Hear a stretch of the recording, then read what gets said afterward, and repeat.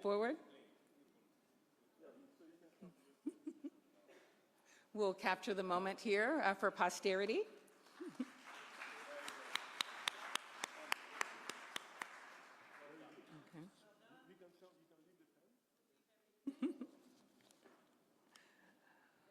We thank you, Honorable Secretaries. We thank you, Your Excellencies, for being our honorable witnesses as we now introduce our next signing. I'm pleased to next welcome to the stage the Government of the Republic of Kenya and Google, who will be moving on to an MoU, or a joint statement between Google and the Ministry of Information and Communications and the digital economy on accelerating digital transformation in Kenya. I invite Mr. Charles Ruto, Regional Director, Government Affairs and Public Policy, Sub-Saharan Africa, Google, Engineer John Tanui, Principal Secretary, State Department for ICT and the Digital Economy of Kenya, to the signing table with your respective witnesses.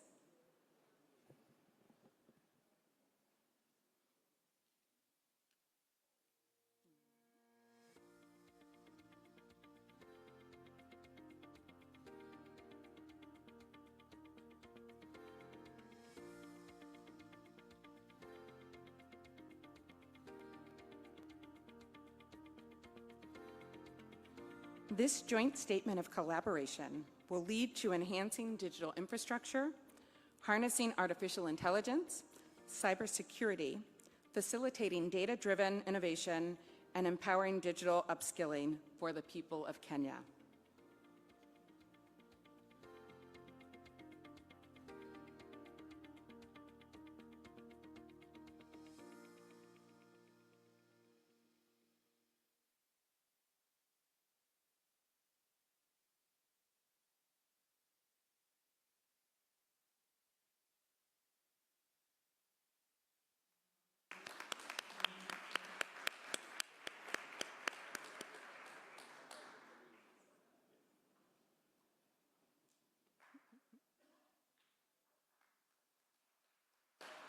Congratulations.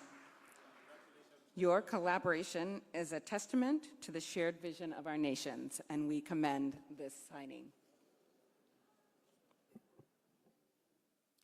The third MoU will be signed between Acorn Holdings Limited and the United States International Development Finance Corporation. Let us at this time welcome to the stage Mr. Edward Kirathi, CEO of Acorn Holdings, and Mr. Scott Nathan, CEO of the U.S. International Development Finance Corporation, or DFC, with your respective witnesses.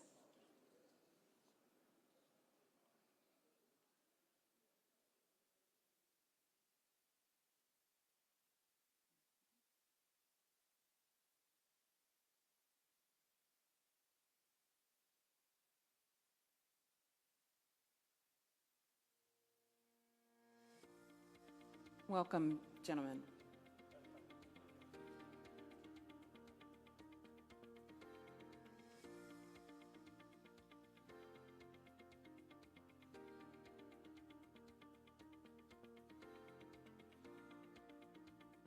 We are pleased to be joined at this time by our colleagues at Marathon Digital, who will be participating in a signing ceremony that reflects their MoU partnership between Marathon Digital Holdings and the Ministry of Energy and Petroleum of the Republic of Kenya. I believe at this time we are being joined by the Honorable Prime Cabinet Secretary to serve as a signatory.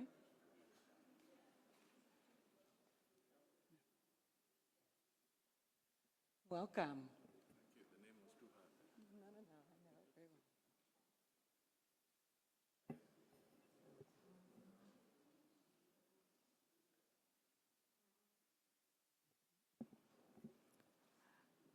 We are pleased to be joined today by Mr. Fred Thiel, Chairman and CEO of Marathon Digital Holdings, and the Honorable Dr. Musalia Mudavadi, Prime Cabinet Secretary and Cabinet Secretary for Foreign and Diaspora Affairs of Kenya. They will be signing this MOU partnership on behalf of the Ministry of Energy and Petroleum of the Republic of Kenya and Marathon Digital Holdings. This agreement, you may begin signing. This agreement will deliver over $80 million worth of investment in establishing green data centers to boost renewable energy utilization and optimization in Kenya.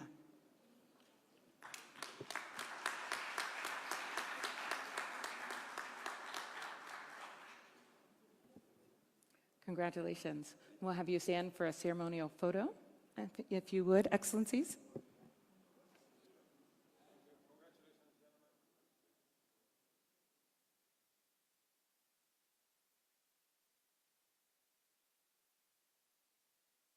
Thank you.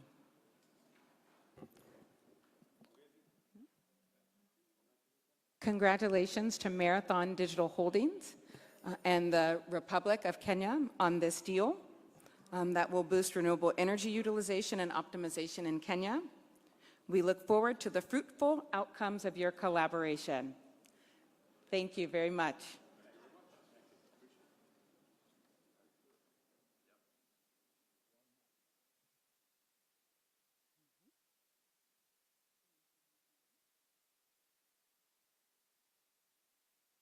We'll have our next signing ceremony, I believe, will also involve the Honorable Prime Cabinet Secretary.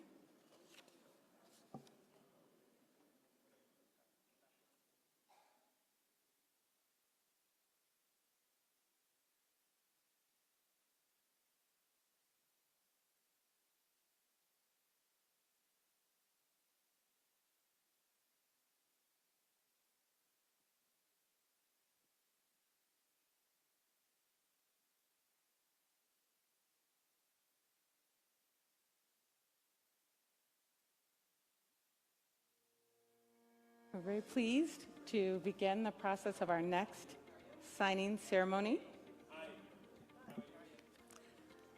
This partnership is a partnership between Siemens Healthineers and RVL Healthcare of Kenya.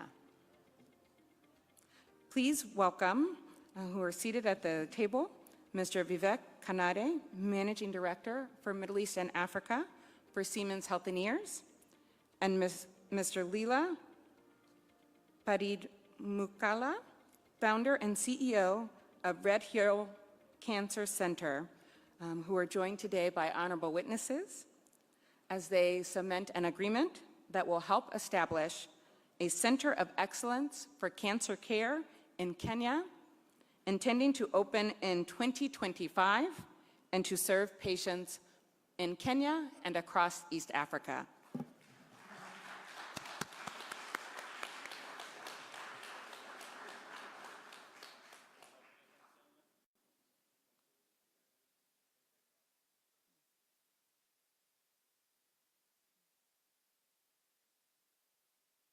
Thank you.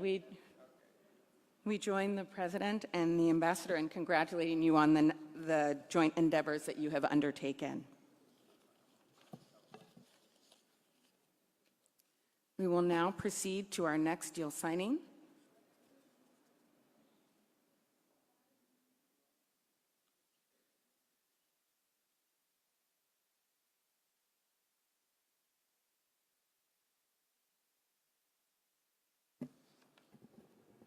Welcome.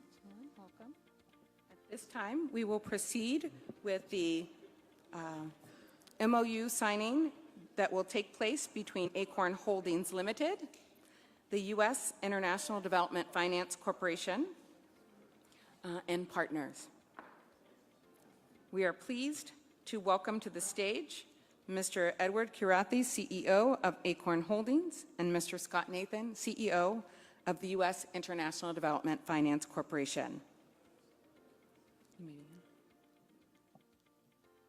As these gentlemen are joined by their respective witnesses, allow me to share that this agreement will now allow Acorn to develop 35 new projects in Kenya, offering an additional 48,000 student beds as the largest portfolio of affordable green housing in Africa.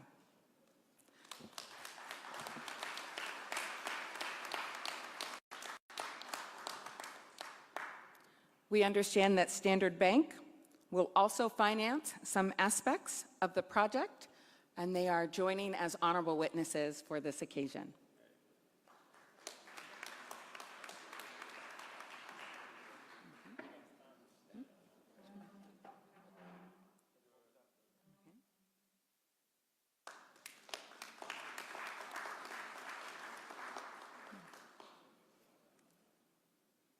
Perfect. Congratulations on this partnership. We look forward to the fruitful outcomes of your collaboration.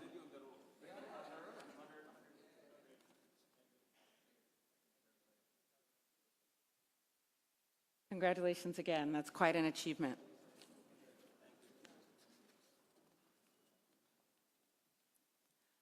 And finally, last but not least, is an MOU signing that I'm pleased to welcome to the stage that will take place between Microsoft in collaboration with G42 and the Government of Kenya.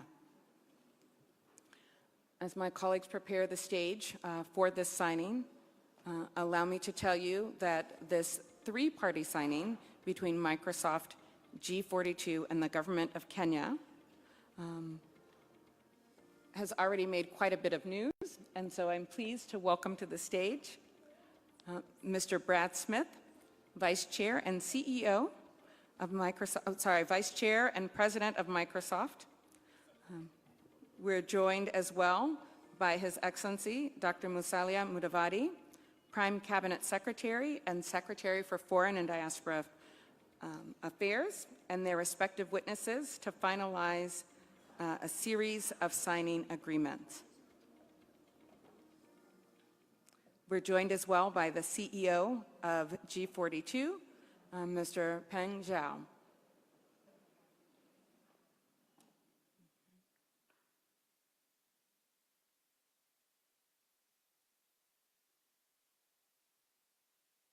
This letter of intent of a $1 billion investment will be led by G42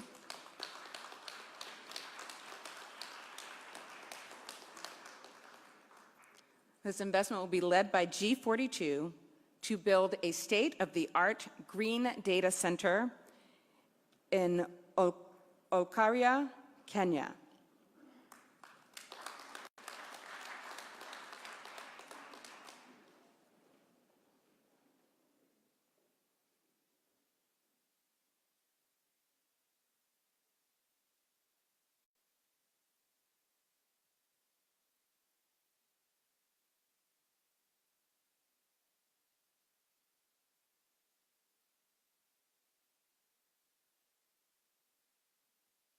Congratulations on this $1 billion letter of intent.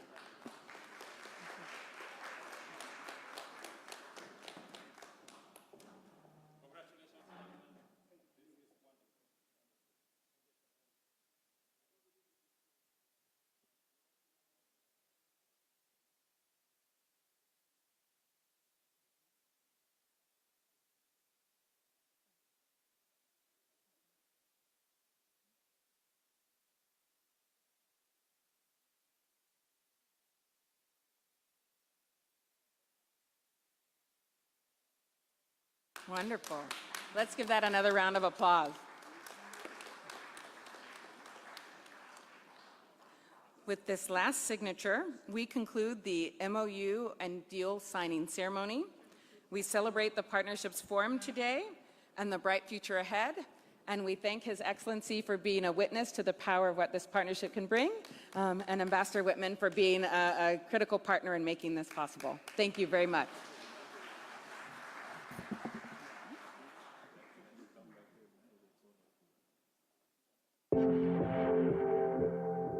In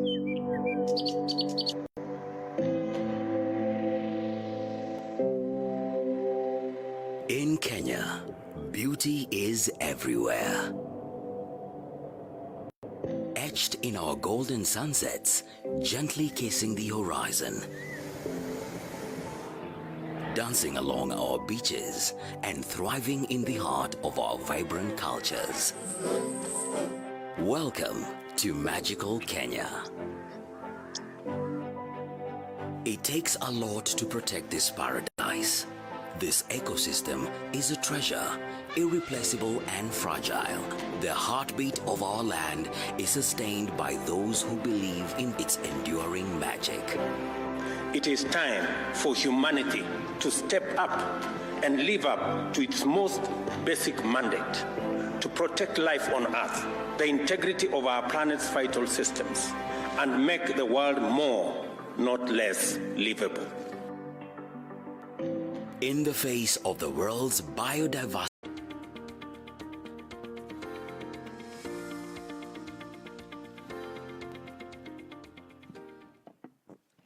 well, good morning, almost good afternoon, and thank you both for joining us. It's really a privilege for the U.S. Chamber of Commerce and I think our audience. So, Madam Vice President, I'll start with you, if you don't mind. So you have been a leader on Africa policy in the Biden-Harris administration. And you visited, Suzanne mentioned Ghana, Tanzania, and Zambia last year. We missed you in Kenya. I'll get there, I promise. I will get there. And you focus specifically on investing in innovation and investing in young people and investing in women. Yes. So why did you take that approach, and what are your lasting impressions from the trip? What did you learn that was particularly interesting? Well, thank you, Madam Ambassador, and Mr. President, it is good to be with you on this stage. I strongly believe that we are at a moment where we should revisit and upgrade and update the narrative of the relationship between the United States and the continent of Africa. When you think about the continent, the median age is 19 years old. 19. It is predicted that by 2050, 1 in 4 people occupying space on Mother Earth will be on the continent of Africa. So when I think of it just from that perspective, many could rightly argue that the future is on the continent of Africa. Yes. I also think, and I'll speak very candidly here, that we have to revisit and revise the narrative around the relationship in a way that appreciates that ours, the role of the United States, should not be one of benevolence, but of thinking about the relationship in the context of partnership. So it is not about and simply about aid, but about investment. And understanding the capacity that exists and has been proven to be strong on the continent, and therefore is worthwhile in terms of an investment, understanding it will yield a great return on investment. And when I think, Mr. President, in particular about your leadership in Kenya, I think this is empirical evidence of the need, of the imperative of the United States through our government and private sector partnering with Kenyans, with the Kenyan government, in a way that recognizes the extraordinary opportunity for continued investment writ large in innovation. Thinking about what we must do as a global community around addressing crises like the climate crisis.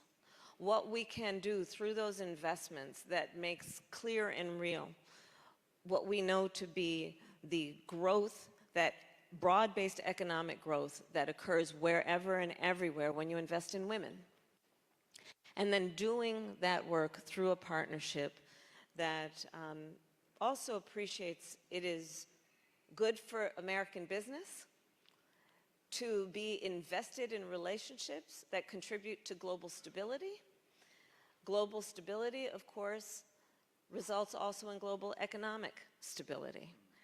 And so for all of these reasons, I simply believe it is the right thing to do, not to mention the intertwined history between the continent and our country. But also, if we are going to be at all forward-thinking, it is an imperative. Frankly, as Vice President, I say this as a devout public servant, sadly, often our strategy around foreign policy is based on the crisis of the moment. And part of how I think about the future and the imperative of the relationship with African nations is based on a vision that public policy be formed and implemented now based on a vision for the next 10, 20, and 50 years. And again, that all brings me back to the continent of Africa and Kenya as an example of a vibrant partnership. Great, thank you very much. The doing things before you have a crisis Yes. is a lot easier How about that? than waiting until afterwards. Yes. Mr. President, you have been a tremendous champion for tech and innovation in Kenya and its ability to spur economic development and promote opportunity. So, and also, by the way, advancing gender equality and inclusion. So just love to hear your point of view, maybe your evolving point of view on the power of technology and what it can do for Kenya. And for those of you who don't know, Kenya was the largest destination for startup capital on the continent in 2023, ahead of Nigeria, ahead of South Africa, and ahead of Egypt, which is quite a remarkable achievement. Thank you very much. And thank you very much, Vice President Kamala Harris, for finding time to engage with us in this very important American Chamber of Commerce Kenya meeting. Speaking about technology and speaking about opportunities in the technology space, three things come to my mind. Technology is the facility, is the instrument that we can use to leapfrog Africa from where we are to the next, to catch up, if I may, with the rest of the world. We have the youngest population. That young population is tech hungry. That young population, we have the opportunity to shape it in the direction in which we think it should. And that is why a country like Kenya, we are investing 30% of our budget in education, training, knowledge, skills. We are investing $5 billion every year.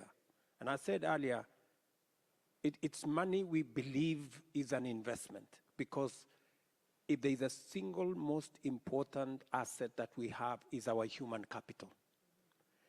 And as my sister Kamala said, we are looking at the continent that will have a quarter of the world's population by 2050. 40% of the world's workforce will be from the African continent. Therefore, it is not only about labor, and therefore you need the correct quality of labor. It is also about market. Yeah. The biggest market ever will exist in the African continent. And therefore, technology is the biggest enabler, the biggest multiplier of what can be done. And I see it every day.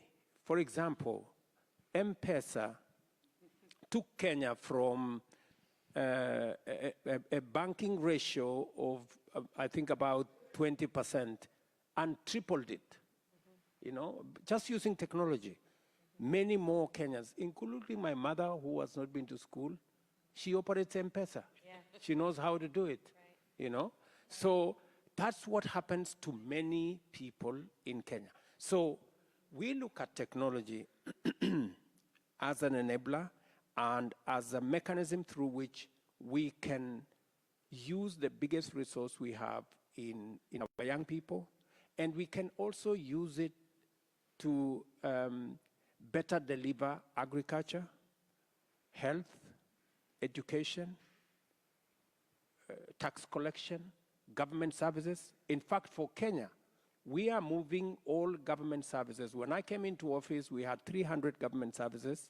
We've now moved 17,000 government services on the digital platform because that is where the future is. That's how we can be able to efficiently deliver government services, cost effectively deliver government services, accountably deliver government services. So accountability, efficiency,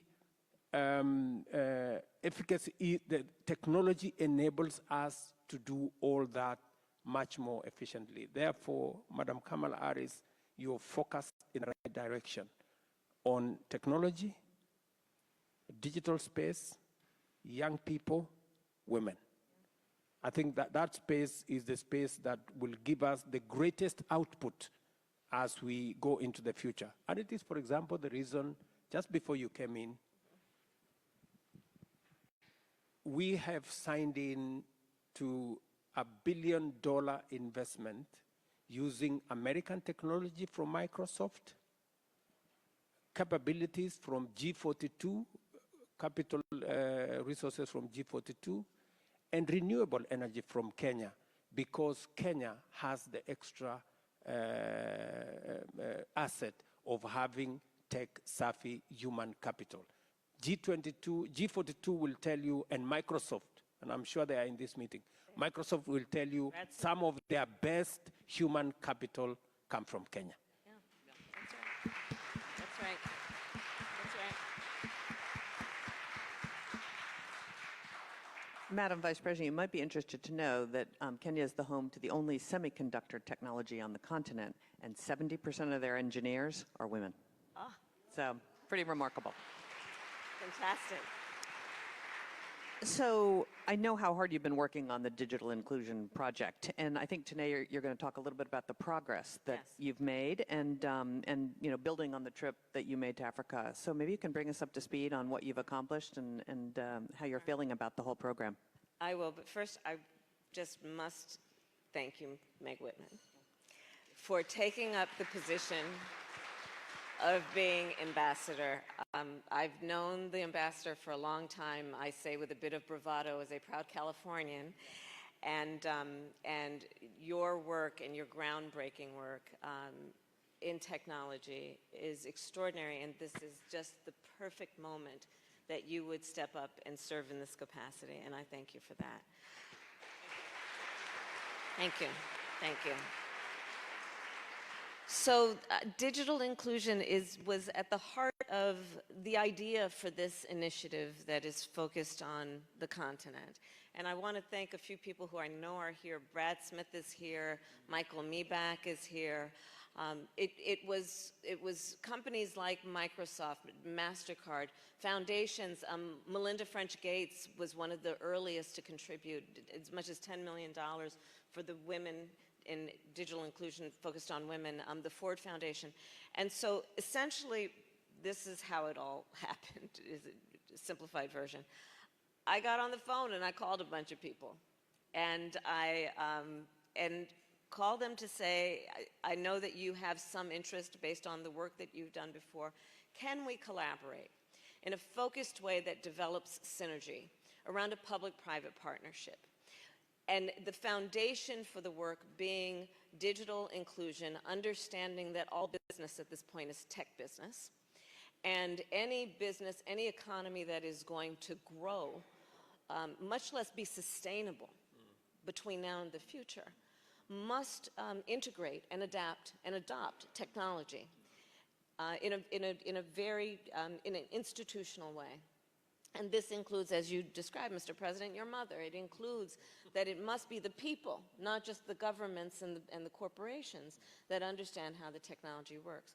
Another piece of the focus was something I've long believed, many of us do. If we are focused on strengthening economies, one of the smartest ways to do that is to invest in women. The reality is that when you improve the economic condition, of women, you improve the economic condition of families, communities, and all of society benefits. So a lot of the work then, in terms of the initial design, was to think of it that way. It was also to layer upon the initiative, what are the current crises that we must address in a way that we see opportunity for economic growth, the climate crisis being an obvious one. The climate crisis having a direct impact on agricultural economies. And knowing then that we are developing the most extraordinary smart technology to help farmers. And when they have access to technology, when they are able to get online, the services that are available will help them with crop management, will help them determine what crop they should plant this season based on satellite technology which can predict the weather for that period of time, so they are not bound by tradition. Technology which helps farmers determine whether there is too much water in drought conditions that are being used on a specific plant, too much fertilizer, which we know has an impact on the climate. All of this is facilitated, these traditions, these traditional ways of either growing or not growing economies can be facilitated, like you said, Mr. President, when we look at the issue of digital inclusion. So we developed this partnership that is a public-private partnership. I know that Michael and Brad talked earlier about what we are doing specifically, but the vision is that we can, and U.S. businesses in particular, can partner with our allies in a way that invests in the infrastructure that allows these economies to thrive. I will also say I'm a big believer in public-private partnerships for two main reasons. One, we as government, we have the scale. We have the ability to scale. But truly, the private sector has the depth of skill and expertise often. That when you combine it with the scale capacity of government, can have a profound impact on large populations of people. The second point I will make, especially as Vice President, is that through these public-private partnerships, I can speak then with our allies or potential partners around the globe. I'm doing this work, for example, in the northern part of Central America. And I can then sit down with leaders and explain to them that private investment, U.S. investment, will be dependent and reliant on in rule of law, on democracy, on an adherence and respect for human rights.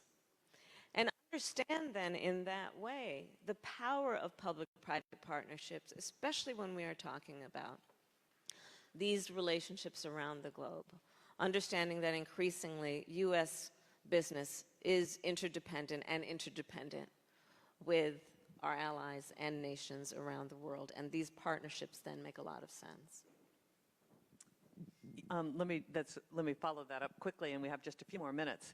But, Mr. President, tell us a little bit about how you think about these partnerships and how you think about American, since we're here in America, how you think about the American companies and how they're helping you to build out this ecosystem. Vice President Kamala Harris has said a very profound thing about relationships, building the correct relationship. We need to recalibrate, our engagement. Let me start with where we were at the Africa Climate Summit last year. At the Africa Climate Summit last year, we pushed to change the narrative around Africa. For a long time, it was about blame game, who caused this, why this has happened. We decided we cannot continue to be in the victim corner. Let's get ourselves and project a new narrative. Kenya and Africa can be part of the solution.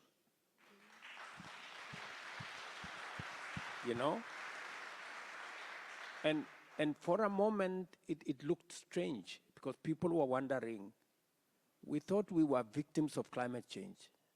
We thought we didn't cause it. Africa caused only 4%.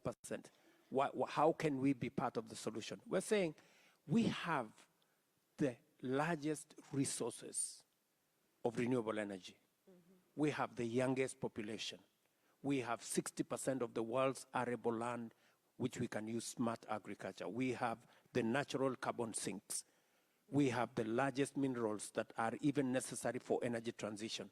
Why is a rich continent in a corner looking weak and defeated and a victim? So we decided to change the narrative. And for the first time, we had a different conversation. We are discussing, since we have tremendous potential, how do we move this to opportunity and to investment? Yeah. That is the conversation. So that's point number one. And we must have it both ways. We have some work to do on our side. Our partners, like the US, have some work to do. Aid will not get us anywhere. Extracting raw materials from Africa will not get us anywhere. So it's balanced. We must stop the extraction, but we must also think outside aid. And the place to think is about investment. And when you are thinking investment, you must think about how to bring both public and private investment. And that is why private-public engagement is ultimate. That's right. It is necessary. That's right. I'll give you examples.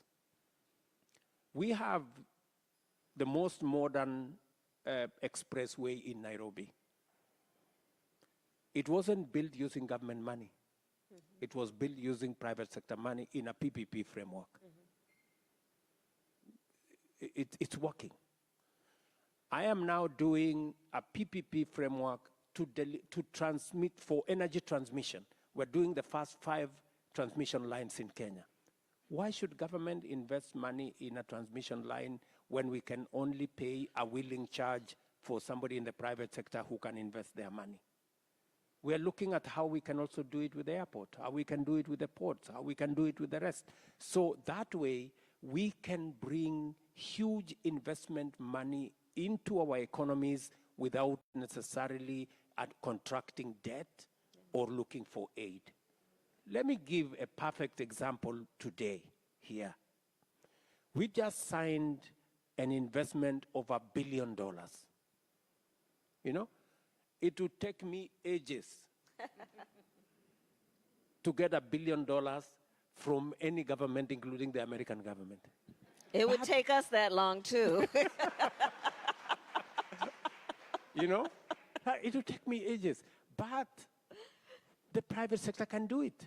They will bring the $1 billion because it makes business sense to them. That's right. You know, they are investing, they will make money. We will use our geothermal, we will employ our young people, they will pay taxes, everybody will win, they will make profits. So it is win-win. So we must also, as governments, as Africa, we must make ourselves investment ready. So that by eliminating barriers, eliminating roadblocks, making it easy for those who want to invest in our corner to do so. And that is why, one more thing, that is why we are having an engagement to make sure that Africa is not unfairly profiled as a risky continent, and thereby making investors, you know?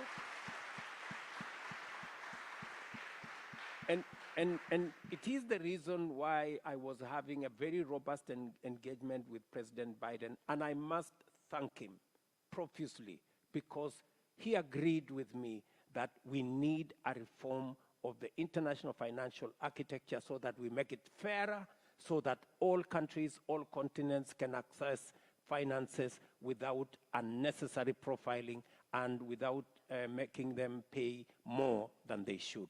So, believe you me, I think we are having the right conversation. I think we are having the right conversation. And conversation around having a level playing field so that both public and especially the private sector can do what they do best, and government can facilitate and do what we can do best. Well, thank you very much. It is my responsibility. It's my responsibility to get Madam Vice President to her lunch that she is hosting. But I want to commend your leadership on this subject. Thank you for what you do for Africa. And if you want to just say one last word, we really, a round of applause for the Vice President. She's done a remarkable, remarkable job. Thank you. I will emphasize the point that President Ruto made. the capacity that we have in public-private partnership is being illustrated around our focus on the continent of Africa. And let it be an example as we think about future-forward policy.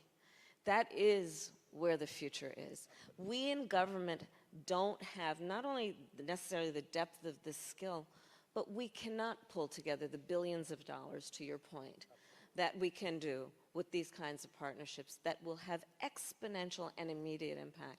And I'll just close with this. President Ruto, I think that your trip and your visit, this state visit, is, history will show, an inflection point in how we are revising and upgrading the narrative of the relationship between the United States and the continent of Africa, and I thank you for that. Thank you. Thank you very much.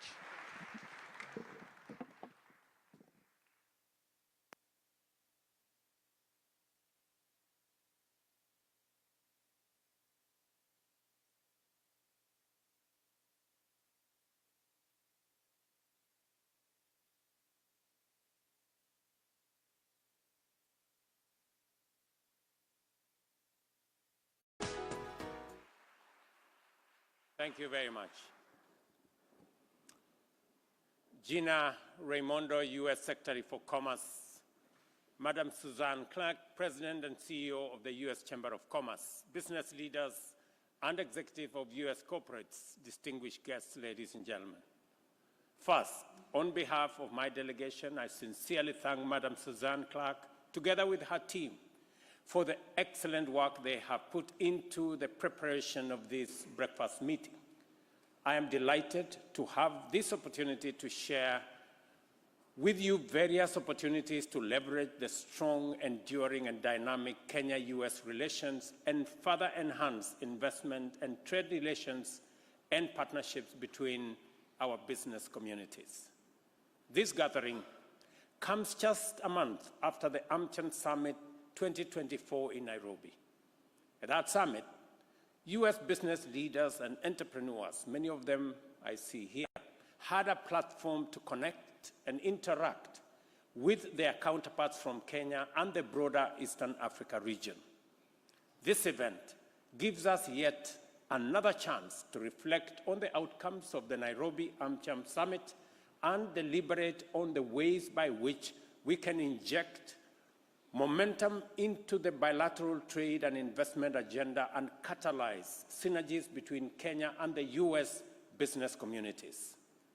At the last month's AmCham Summit in Nairobi, 11 government-to-government and government-to-business deals were announced, while additional agreements were unveiled earlier in the week during my visit here in Atlanta. Today, I have witnessed the signing of yet another 5 deals at this event, leaving no doubt regarding the direction of our common endeavor and the shape of the future we are building together. Ladies and gentlemen, I will take a few minutes to outline the reasons for Kenya's strong economic interest in promising collaborations and partnerships in trade and investment between Kenya and U.S. businesses. The aim of my address this morning is to affirm your confidence in entering or expanding your operations in our market and to ask and answer the question, what can we do for you and what can we do together? Our commitment to eradicating unemployment, poverty, hunger, disease, and inequality through the bottom-up economic transformation agenda gives us the opportunity to focus on effective strategies to deliver rapid and inclusive growth that is anchored on significantly enhanced productivity of millions of our citizens. To achieve this, we undertake and promote strategic investments in priority value chains within the following sectors, which are the strategic pillars of our plan: universal health care, food security, agro-processing, affordable housing, and you saw us sign one agreement here, micro, small, and medium enterprises, and of course, the big space around digital infrastructure. Investments to enhance the productivity of agro-value chains, accelerate the growth of export manufacturing and surplus food production, thereby creating employment opportunities in the agriculture sector and food sector. Apparels, as was mentioned by my good friend Senator Kuhn here, is a big space for us, and we have major capabilities in that space, and we have enhanced our tax incentives to facilitate more companies to set up camp and expand our access to the market to the US. Likewise, investments in the universal health coverage strategy include vaccine and pharmaceutical manufacturing, as well as the production of medical commodities and biomedical supplies.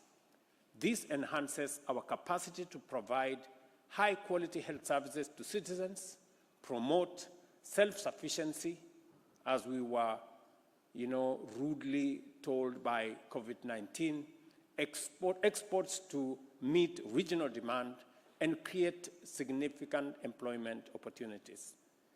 Specifically, we now have in Kenya a special economic zone in Thika that will focus on pharmaceutical manufacturing.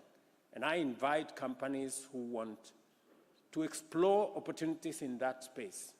Aside from us giving incentives on buying from locally manufactured products, you have the benefit of access to the East African market of 300 million people, and by extension, using the Africa Continental Free Trade Area, access to 1.4 billion people. If you're looking for market, if you're looking for opportunity, there you are. Further, our commitment to enhance our technology ecosystem to attract big tech companies and promote the incubation and scaling up of startups has positioned Kenya's Silicon Savannah as Africa's premier ICT and digital innovation destination. Our digital superhighway program, which involves laying an extra 100,000 kilometers of last-mile fiber optic infrastructure and establishing digital hubs nationwide, aims to create a digital ecosystem to promote the uptake of digital services and digital products. Additionally, leveraging on our huge green energy potential that enables Kenya to quickly become a global leader in the establishment of world-class green data infrastructure. You've seen this morning, we've just signed the deal which we have just witnessed between Microsoft, EcoCloud, and UAE G42 to build a 1 gigawatt data center using US technology, UAE capabilities, and Kenya's geothermal resources, demonstrating that the world is paying attention and investors like what they see in Kenya.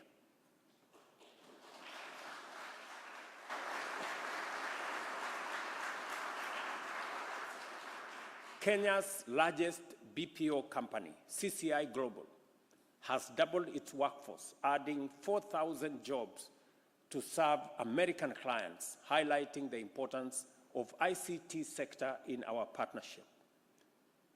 Just 2 weeks ago, I was opening one of their largest facilities that is deploying technology to serve companies, AT&T, JetBlue, and other companies here in the US. Additionally, Kenya leads in e-mobility.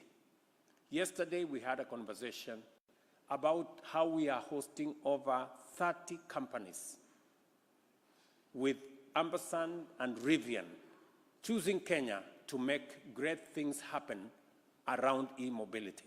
And we are pushing the horizon. The Kenya government, in the next policy framework, will be eliminating all taxes for companies that will locally manufacture the first 100,000 two-wheelers and four-wheelers in Kenya. to provide market, and government of Kenya will be buying the first 5,000 units of e-enabled motor vehicles to facilitate government transportation and to inspire companies that want to invest in that space. Our affordable housing program to construct 200,000 units annually over the next 5 years is a clear investment opportunity which also will not just create jobs, but it also creates opportunities for companies that can deploy modern technology in building houses affordably, sustainably, and cost-effectively. Kenya is committed to attracting a lot of foreign direct investment by creating a stable, transparent, and predictable business environment, continuously enhancing institutional frameworks, regulatory regimes, and providing incentives across the board. Our geostrategic position makes us the gateway to East and Central Africa, as well as the entire African continent. And Nairobi is a rational and strategic choice for global multinational companies, international organizations, and NGOs seeking to establish or expand their footprint in Africa. Kenya, thank you very much. You may want to know that Kenya hosts the only UN agency and UN headquarters in the Global South. And Kenya is globally renowned for a well-educated, and we are proud of them, highly skilled and enterprising population, including young men and women, whose motivation reflect the entrepreneurial spirit of our nation.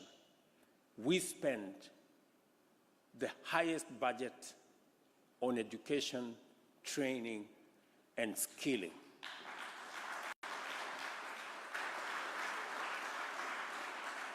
And we do not consider it as spending, we consider it an investment, because we have seen the returns from our huge, very well-trained, motivated, creative, innovative human capital. Through intensive and consistent investment in modern, efficient infrastructure to improve transport, communication, and energy connectivity, Kenya further reinforces its unique position as a gateway to East, Central, and Southern Africa. In this connection, it is worthwhile to point out that 92% of our national grid is powered by renewable energy sources, and that we aim to have 100% clean energy grid by 2032.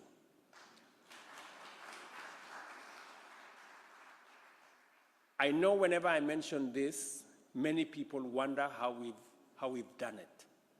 And I want to tell you, it only happens in Kenya. This places Kenya at the lead in manufacturing, industrialization, and production for the future, while being in harmony with nature. Recognizing that private sector plays requisite and is consistent, and the role private sector plays and is consistent and predictable operating environment, including tax policies for long-term investment, so that people can decide what they want to do and looking at a greater horizon. Kenya has updated our tax policy guidelines. We are committed to continue this regime, and we have agreed that we are going to have a steady tax regime for the next 3 years. Let me also say we are doing this to meet the standard of stability and predictability that is required for any nation. So minimum 3 years, and in any event, until our tax code meets the highest standard of stability and predictability. Additionally, we have reviewed our digital services tax, aligning it with organizations, or aligning it with the Organization for Economic Cooperation and Development, commonly known as OECD. VAT on exported services has been removed, and verified tax refunds claims will be processed within 6 months, failing which taxpayers can offset their claim against future tax liabilities without any further reference to the Kenya Revenue Authority. To accelerate, we have had a big problem with companies who tell us that our tax refunds have been delayed. So we decided that we need what the lawyers call quid pro quo. We need to do something so that this can be accomplished. So any tax refunds that are verified, they will either be paid within 6 months, or after 6 months, you net off those refunds with any tax that you're supposed to pay to government without any reference to the Kenya Revenue Authority. That way, everybody has an incentive to do the right thing. To accelerate the growth of highly innovative entrepreneurship and the incubation of the next generation of huge global brands, startup companies are exempt from paying tax on unrealized gains from employees' allocated shares, so that we can build the next brand of big tech companies. Additionally, to encourage greater investment in Kenya's ICT sector, we have abolished the provision of our national ICT policy, which required foreign companies to have a minimum 30% domestic equity. And you know, when Google came to me and told me, Mr. President, in your regulations, we are supposed to have 30% equity for us to set up camp in Kenya. Tell me which company is ready to pay 30% equity on Google. And there was no company. So we decided to remove the requirement altogether because it wasn't making sense. And today, under our new institutional posture, in terms of our reconfigured legislative and regulatory regime, over 100 foreign and local companies are thriving within our Kenya Special Economic Zone, and indeed every other part of our economy. And these global brands, and they are accelerating their growth also in our export manufacturing facilities. At last year's American Chamber of Commerce Summit in Nairobi, we committed to review our special economic zones and export processing zones laws to remove impediments to entry and attract local and foreign investments in higher numbers. Our special economic zone model is catalyzing investment, manufacturing, and exports, creating jobs and national wealth.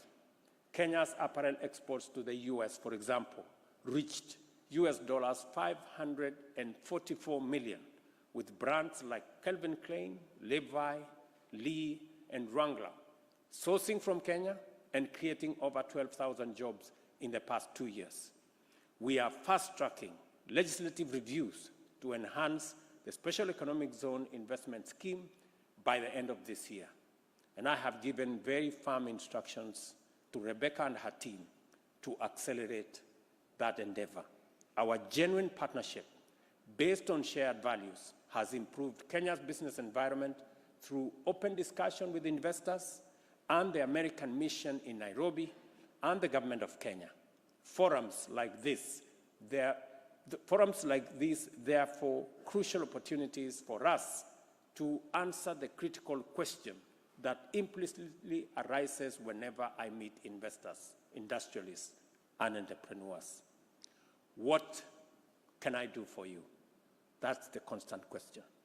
To underscore the collective determination to sustain the momentum of our progress, the trilateral business dialogue has been launched between the American Chamber of Commerce, the government of Kenya, and the United States in a mandate, and is mandated to meet every quarter for the specific purpose of addressing challenges faced by investors in Kenya, and more specifically, US investors in Kenya. Our readiness to participate in processes like this arise from the fact that Kenya values the over 400 US companies we engaged with in the 4th American Chamber of Commerce Summit, as well as the hundreds that have chosen Kenya as the destination for their regional branches and headquarters.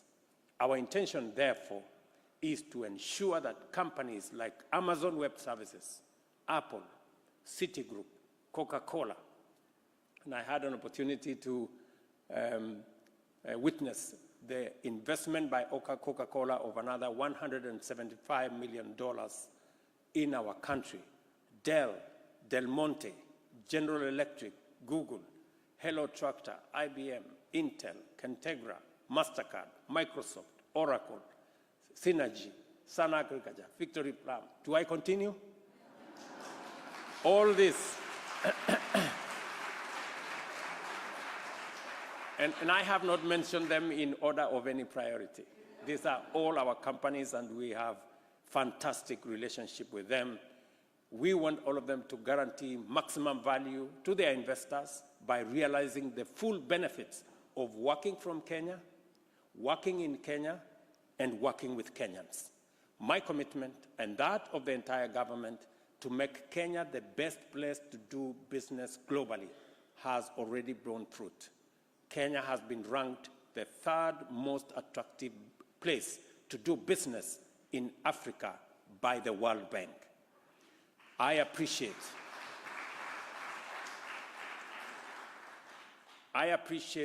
the American Chamber of Commerce in Kenya leadership and the US Ambassador to Kenya, Meg Whitman.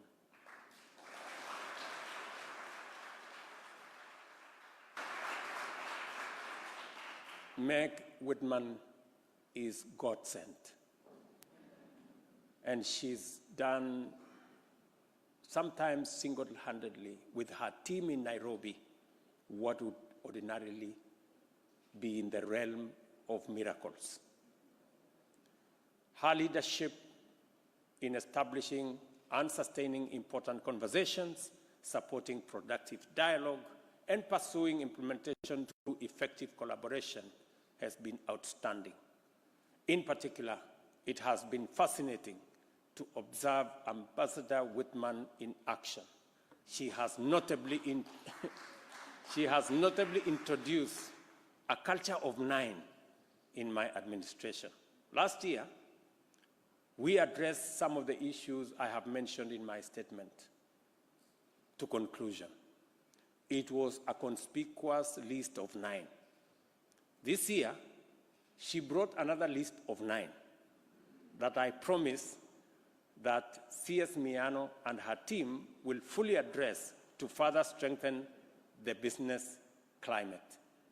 Here is a historic opportunity to unlock Kenya's vast potential through effective partnerships to increase opportunities for investment, industrialization, and trade to deliver prosperity for millions of Kenyans and investment returns for our investors for now and for generations to come. Kenya works, and we mean business.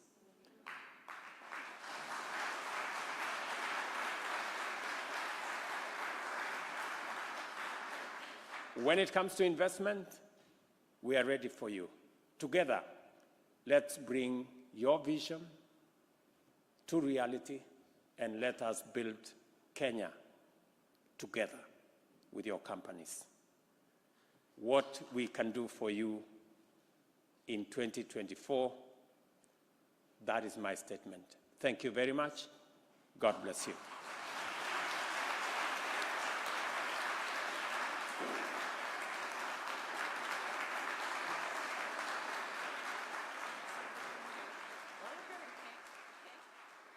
Please join us in welcoming to the stage Suzanne P. Clark, President and CEO of the U.S. Chamber of Commerce, for the presentation of the U.S. Africa Business Center's Outstanding Leaders Award.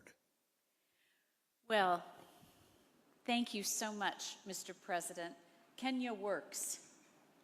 What can we do for you? And we mean business. And we mean business. It's that the Chamber works and we mean business, and what can we do for you. Thank you for those very insightful remarks.